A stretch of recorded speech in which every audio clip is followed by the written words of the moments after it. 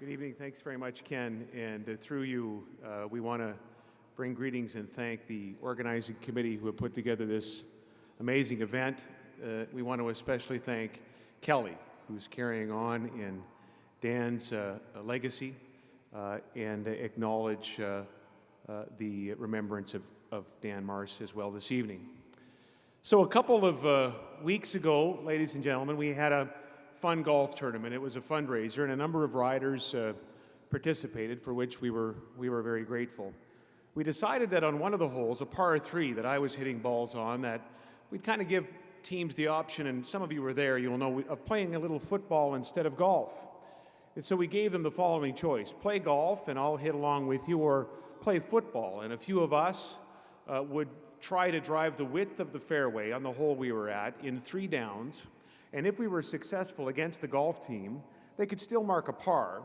But if they held us to no score over the 3 downs, they could actually mark an ace for the hole. They could count 1.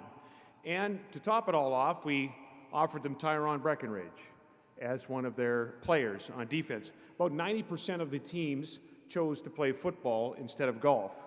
I've got a picture that I brought from the event. There you see it. So what's happened in this picture, ladies and gentlemen, is that I have dove for a ball that Gene Makowsky threw me. It was pretty accurate. He's a pretty good quarterback, just ask him. But it was just outside my reach, and I fell down. I fell hard.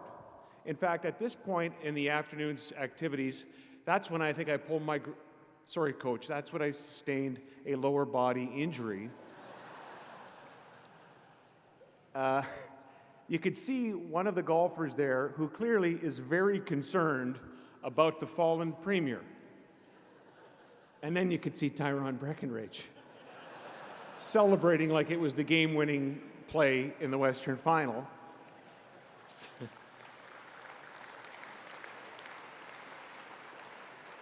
The rest of the story is this. Mike Waruniak from Arcus was there, and later in the day, he actually suffered a severed Achilles. He blew his Achilles tendon playing this little game at this fundraising event. And Tyrone actually checked him out and kind of thought this might be trouble. And so quite literally, Mike was having surgery that night while we're wrapping up the tournament. A couple of days later, Tyrone went and bought a jersey, his jersey, at the store, signed it, and brought it over to Mike when he was recuperating at his house, just to maybe lift his spirits a bit and cheer him up. Ladies and gentlemen, there are countless stories like that about our Saskatchewan Roughriders from this year's team and teams in the past. Isn't it great that we can cheer these players on the football field, that we can enjoy the fact that they're very good athletes, but when we get a chance to know them a little bit better, we find out that they're even better men. That's what the Plaza of Honor is all about.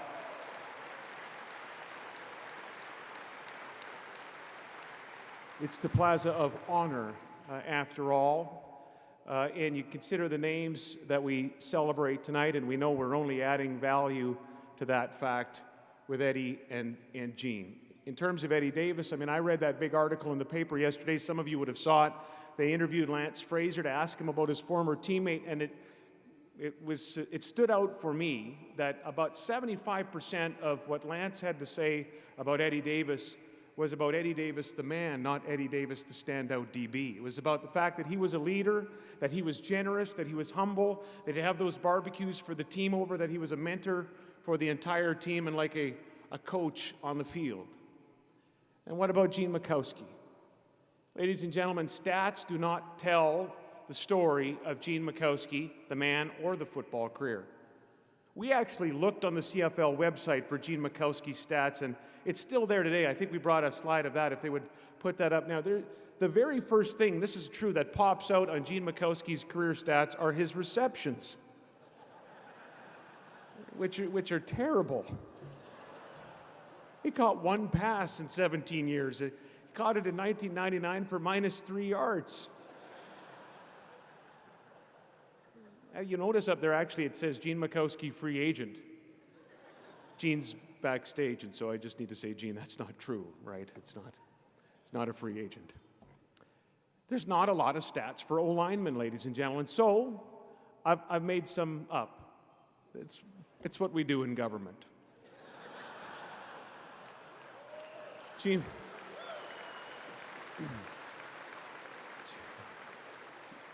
Gene played about 300 games. There's about 60 offensive plays in any game.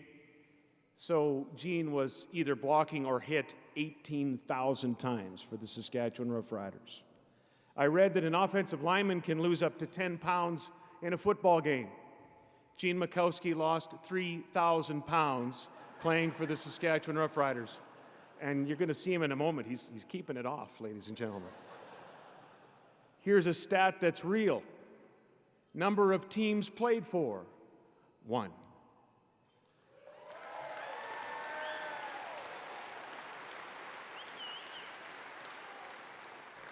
I had the honor and privilege to talk to Gene about what his future plans might be, and we were asking about the contract status with the Riders at the time, and I said, Gene, what if it doesn't work out for the Riders and some other team offers you a juicy contract? What would you do then? And he just looked me in the eye and he said, Brad, when I'm done with the Riders, I am done.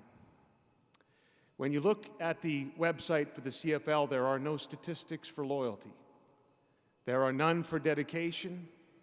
There are none for exemplary service. There aren't any for integrity or hard work.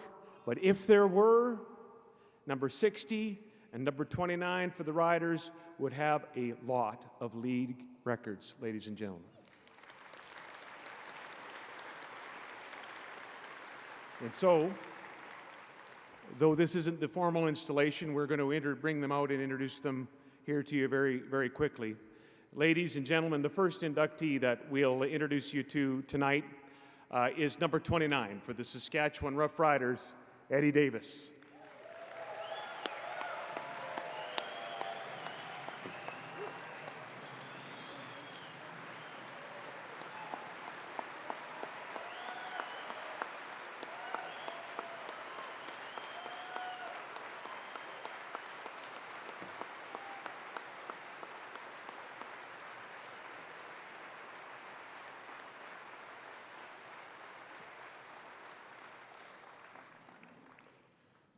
Ladies and gentlemen, your other inductee tonight for the Plaza of Honor, number 60, Gene Makowsky.